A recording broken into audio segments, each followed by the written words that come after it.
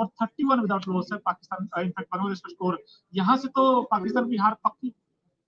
पाकिस्तान को डेंगू हो गया देखिए वो कुछ है ना कि हट्टे कट्टे शरीर को अगर कुछ बीमारी लग जाए तो फिर बेड पे चला जाता है। वही हाल इस समय पाकिस्तान का है। इतना खराब क्रिकेट खेल रहे हैं, क्या कर रहे हो भाई? पूरे एशिया का नाम बदनाम कर दिया। तुमसे अच्छा श्रीलंका है, कम से कम फाइट तो करता है, भले ही 190 रन से हारता है, 5 विकेट से हारता है, लेकिन लड़के हारते हैं। पाकिस्तान तो लड़ ही नहीं रहा। नहीं, तो अच्छी बात यह है कि एशिया की टीम है बांग्लादेश, ये भी अच्छी बात है कि एशिया वाली टीम की हरा गई। अरे लेकिन कंपैरिजन अगर किया जाए मोनू, तो पाकिस्तान को आप ऊंचा दोगे, बांग्लादेश को थोड़ा कम रखोगे। अरे अगर इन दोनों का कंपैरिजन पिछले 4 सालों में तो यार एक टेस्ट भी जीते करते हो, वो अलग चीज है। एक बार उन्होंने 10 विकेट से जरूर टीम इंडिया को हरा T20 वर्ल्ड कप, बहुत पुरानी बात हो गई है। लेकिन जब से बाबर आजम कैप्टनसी गई है ना, वो पूरी टीम का एनवायरनमेंट चेंज हो गया, और ना सिर्फ उस कैप्टनसी जाने का असर टीम पर पड़ा है, उसका जो इम्पैक्ट है वो उस पूरी टीम पर पड़ा है। और ऐसा नहीं कि पाकिस्तान इतनी बुरी टीम है, उनके पास अच्छे अच्छे बैट्समैन है, जैसे सैम अयूब है, वो यंगस्टर है, बड़ा अच्छा खेलते हैं, अच्छा फुटवर्क उनके पास। लेकिन जो टीम में दिखते हैं ना, जो दरार है ना टीम में इस वक्त, वही फूट पड़ना कैसे कहते हैं ना। ड्रेसिंग रूम में ऐसी खबरें आ रही है कि शान मसूद भड़क गए, कभी शाहिन शाह अफरीदी ने कंधे पे हाथ रखा था तो उन्होंने तुरंत हटा लिया। तो ये सब चीजें जो आती है ना, उसका जो इफेक्ट है वो पड़ता है मैदान में पड़ा है।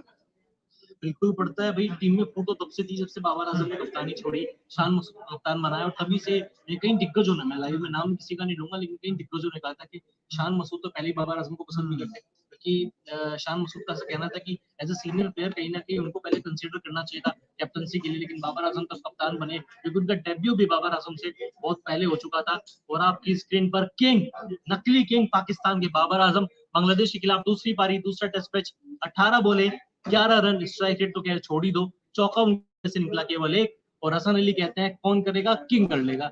मोनू चहल कैसे करेगा किंग यार? नहीं यार, आपने एक आंकड़ा बड़ा दिलचस्प दिया था कि भाई जो मार्को यानसन, पिछली 16 पारियों में जितने रन मार्को यानसन ने बना दिए हैं, बाबर आजम उसके इर्द गिर्द भी नहीं है। शर्म करो बाबर भाई। एक श्रद्धा पांडे ने एक पैकेज बनाया था ना कि संन्यास ले लो बाबर, भाई संन्यास ही ले लो तुम।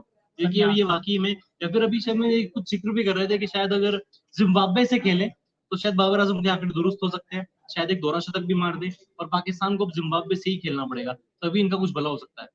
वहां से मुझे मुश्किल लगता है, उम्मीद नहीं, जिम्बाब्वे को तो हरा देंगे। नहीं, जिम्बाब्वे बहुत अच्छी टीम होगी यार। जिम्बाब्वे ने इंडिया को फाइट बैक दिया ना, इनफैक्ट भले ही वो ना जीते हो, लेकिन फिर भी उन्होंने दमखम दिखाया था।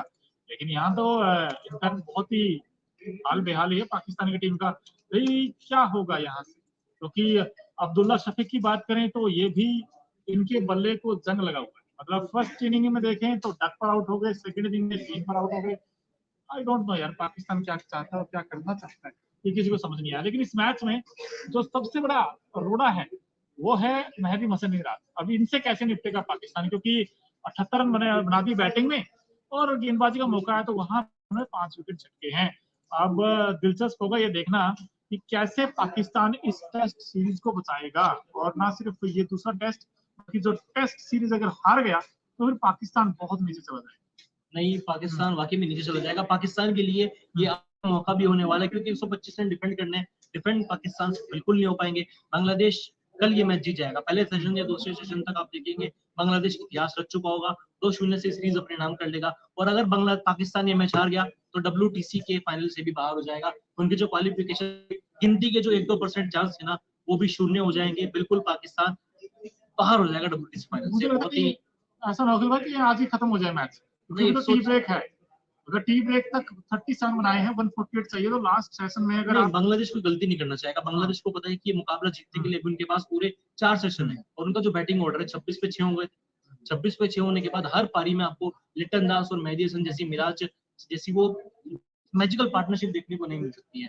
ऐसे में बांग्लादेश रिस्क नहीं लेगा। भाई मैं इसलिए कह रहा हूँ क्योंकि अगर आप दोस्तों बैटिंग देखेंगे बांग्लादेश की, 6 ओवर में 37 बना दी, वनडे की जैसी बैटिंग कर रहे हैं वो, रन बॉल। अगर 30 ओवर में 180 गेंदें होती है, 180 में अगर ये अभी भाई ओवरलैप है, अभी ओवरलैप है आपके पास 47 बताइए, 47 मैं कह रहा 47 है, मतलब भारतीय समय अनुसार 6:30 बजे तक ये दिन समाप्त होना है। हो गया पाकिस्तान खेला खत्म। तो देखिए ये कहाँ मुँह छुपाएगा पाकिस्तान, अपने घर में खेल रहा है। शर्म करो पाकिस्तान, सही कह रहे हो ना, शर्म करो पाकिस्तान, और जिम्बाब्वे से कोई सीरीज रख लो। हालांकि तुम जिम्बाब्वे से भी हार ही जाओगे, लेकिन फिर भी थोड़ी बहुत इज्जत बच जाएगी। मैं वो इनफैक्ट सोशल मीडिया प्लेटफॉर्म पे पढ़ रहा था कि यार बाबर आजम के बारे में लोग नीचे ट्रोल कर रहे हैं और लिख रहे हैं कि यार बाबर आजम सिर्फ जिम्बाब्वे के साथ रन बना सकते हैं। वो जिम्बाब्वे के साथ ही रन बना सकते हैं। इनकी एक उनको एक निकनेम भी दिया था क्रिकेट फैंस ने, जिम्बाबर। अच्छा अच्छा। नहीं, वो वाकई में वो जिम्बाबर जिम्बाबर उस पे सूट भी करता है। 16 पारियां हो गई यार, 16 पारियों में कोई 50 प्लस स्कोर नहीं। हाईएस्ट उस बंदे का है 41 2022 में, 2024 में हमें 2022 में उनका आखिरी अर्धशतक आया था।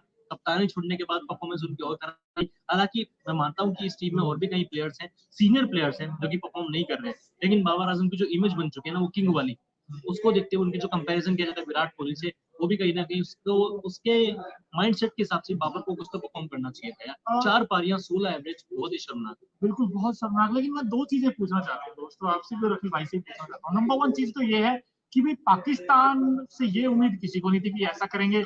और मुझे अच्छा आपको होगी, लेकिन पाकिस्तान का जो इनका ड्रेसिंग रूम अगर आप देखेंगे, जैसे ड्रेस इस टीम में आए हैं और इस टीम को दोबारा से इन्होंने इम्प्रूव करके लाया है। शान मसूद नो डाउट बहुत आउटस्टैंडिंग बैट्समैन है इनके, और रन भी बनाए डोमेस्टिक सर्किट में। लेकिन ये जो टीम का टूटना कह लीजिए आप, एक खिलाड़ी उनसे बात नहीं कर रहा, दूसरा उनसे बात नहीं कर रहा, और ये जो टीम सिलेक्शन होता है ना, जो कॉम्बिनेशन बिठाते हैं, ये पहले क्या किया इन्होंने भाई अपने मुताबिक पिच बनाई। उन्होंने क्या किया, फ्लैट सरफेस दे दिया जहां पर भाई हमारे पास नसीम शाह भी होंगे, को ऑस्ट्रेलिया से हाँ ऑस्ट्रेलिया से, और शाहिन शाह अफरीदी भी होंगे। लेकिन उल्टा पड़ गया था, उल्टा पड़ गया था क्योंकि जो बांग्लादेश के तेज गेंदबाज थे वो विकेट ले गए। और उसके बाद सेकंड मैच में इन्होंने क्या किया, इन्होंने स्पिनिंग ट्रैक दे दिया कि यहाँ हमारे पास अबरार है, नसीम शाह को भी बार कर दिया, शाहिन शाह अफरीदी को भी बार कर दिया, और जो सामने वाली टीम मेहदी हसन मिराज वो 5 विकेट ले गए। उल्टा था। जैसे दूसरी चीज जो सबसे इंपॉर्टेंट है भाई, आपने 26 पर 6 आउट कर दिए सामने वाली टीम के, जब आपके हाथ में गर्दन आ गई है तो फिर भी आपने छोड़ दिया मैच। फिर भी दबोच नहीं पाए, गर्दन दबोच नहीं पाए। 26 पे 6 करने के बाद 448 पर 6 पारी घोषित करने के बाद पहले मैच, ये पहले मैच की बात कर रहा हूँ, तब भी मतलब पाकिस्तान का भगवान ही मान, लेकिन इनका कुछ नहीं हो सकता। और पाकिस्तान की हिस्ट्री के पहले ऐसे कप्तान बन जाएंगे शान मसूद, 70 साल के पाकिस्तान टेस्ट क्रिकेट में, जो लगातार 5 टेस्ट में जानेंगे। लगातार 3 ऑस्ट्रेलिया से हारे थे, बांग्लादेश से 1 हार, और बांग्लादेश से अब दूसरा मैच भी हारने वाले हैं। ऑस्ट्रेलिया से भी सुपरलेटर मंगा लो, जिम्बाब्वे से मंगा लो, इंडिया से मंगा लो, पाकिस्तान की वही कहानी है, ये सीखना जानते नहीं है, इस टीम में फूट डली हुई है, और जब तक ये एज यूनिटी काम नहीं करेंगे ना, इनका भला नहीं होने वाला। इनफैक्ट हमारी प्लेयर श्रद्धा पांडे, उनकी बड़ी अच्छी लाइन है, इनफैक्ट उनसे भी मुलाकात करवाते हैं। पांडे जी आइए, ये होना क्या है पाकिस्तान की टीम को, आपने इनफैक्ट बड़ा अच्छा लिखा था बाबर आजम के बारे में। आप इधर बाबर तो रन ही बना रहे हैं। बिल्कुल, देखिए बाबर आजम रन ही नहीं बना रहे हैं। बाबर आजम को मतलब बोलते हैं ना कि जिम्बाबर आजम, ये सही में जिम्बाबर आजम ही है। छोटी टीम से खिला लो तब ये रन बनाते हैं। आखिरी शतक भी आप हम लोगों को याद ही नहीं, किस पारियों से पहले इनका आखिरी शतक आया था टेस्ट में, 7 पारियों से पहले इनका आखिरी अर्धशतक आया था टेस्ट में। छोटी पारी का मतलब छोटी पारी खेलते हैं उसको बड़ी पारी में कन्वर्ट नहीं कर पाते, बहुत अंडर कॉन्फिडेंट नजर आ रहे हैं। जब इनकी कप्तानी टेस्ट की, जब शान मसूद को कप्तानी मिली थी तो लग रहा था कि शायद कप्तानी का प्रेशर होगा और उनकी वो बल्लेबाजी पर इफेक्ट कर रहा होगा, बट जब कप्तानी गई तो लग रहा था अपनी बल्लेबाजी पर ये ध्यान दे पाएंगे। लेकिन क्या हुआ, दोनों पारियों में फ्लॉप। पहले टेस्ट मैच में भी आपने देखा होगा, पहली पारी में भी फ्लॉप रहे, दूसरी पारी में इनका कैच छूटा, उसके बावजूद ये छोटी पारी को बड़ी पारी में तब्दील नहीं कर पाए, और दूसरे टेस्ट मैच में भी बाबर आजम ने प्रूव कर दिया कि क्यों उनको जिम्बाबर आजम कहते हैं। और दूसरी चीज ये है कि जब कंपेयर की जाता है, और फैफ को कहते हैं, मैच जो रूट होंगे, विलियमसन है, स्टीव स्मिथ है, विराट कोहली है। अब विराट वर्सेस बाबर की हालांकि एक्साइटिंग कॉन्टेस्ट था, कुछ लगा था हमें कि यार ये नक्शे कदम पे चले विराट कोहली, और विराट को बड़ा फैन ही मानते हैं विराट कोहली, कहते हैं मैं विराट को कॉपी करता हूँ, मैंने बोला भी ये बात। बट ये इस तरीके का आउट होना, और कई बार तो ऐसा देखते हैं कि यार शकीब अल हसन के सामने आप आउट हो जाते हैं। शकीब अल हसन उस तरीके की गेंदबाज नहीं है कि भाई उनके पास बिल्कुल ही वो तो शेन वॉर्न है, मुफ्तिया मुरलीधरन है, ये उनका जो गेंद बिल्कुल नीचा रहता है, वो डिफेंस करते हुए रोकते हुए आउट हो रहे हैं। इसका मतलब क्या है? इसका मतलब देखिए बहुत ज्यादा लैक ऑफ कॉन्फिडेंस है, या लैक ऑफ एक्सपीरियंस है, या टेक्निकल में कहीं इशू है? देखिए मुझे लग रहा है एक्सपीरियंस तो उनको काफी ज्यादा हो गया है, बट लैक ऑफ एक्सपीरियंस नहीं कह सकते, बट लैक ऑफ कॉन्फिडेंस पता नहीं।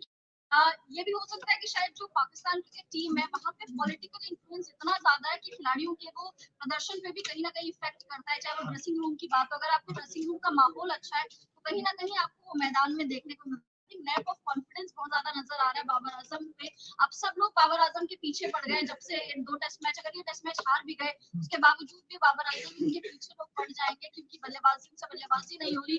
साथ साथ शान मसूद को भी मुझे लग रहा है वो जिम्मेदार है। शान मसूद का टेस्ट में एवरेज आप सोचिए 28 का है, उसके बावजूद आप रिस्पॉन्सिबिलिटी नहीं ले पा रहे। शान मसूद ने अभी इसी दूसरे टेस्ट मैच की पहली पारी में याद होगा कि अर्धशतक बनाया था। आप खड़े हो गए थे मैदान पे, आपने मतलब आप जमा दिया था, आपने पैर जमा दिया था, उसके बावजूद आप छोटी पारी को कैपिटलाइज बड़ी पारी में नहीं कर पाए। तो आई थिंक इक्वली सारे जो प्लेयर्स है वो जिम्मेदार है, सिर्फ बाबर आजम नहीं बल्कि शान मसूद हो गए, सैम अयूब हो गए, रिजवान से उतनी शिकायत नहीं है, बट सारे खिलाड़ी आई थिंक जिम्मेदार रहेंगे पाकिस्तान के। और इनफैक्ट अखिल भाई और अंकिता भी इनफैक्ट बात कर रहे थे कि यार जो कई बार रफ पैचेस तो आते हैं, बड़े बड़े प्लेयर्स के आए हैं, भाई सचिन के आए हैं, सुनील गावस्कर के आए हैं, जो रूट का भी आया था जब इंडिया वर्सेस इंग्लैंड सीरीज हुई थी, तो जो रूट के बैट से रन ही नहीं आ रहा था, और वो कुछ नया करना चाहते थे, अटपटा शॉट खेलकर आउट हो रहे थे बुमराह के खिलाफ। और उसके बाद हमने फिर देखा स्टीव स्मिथ भी कह रहे थे कि यार बाबर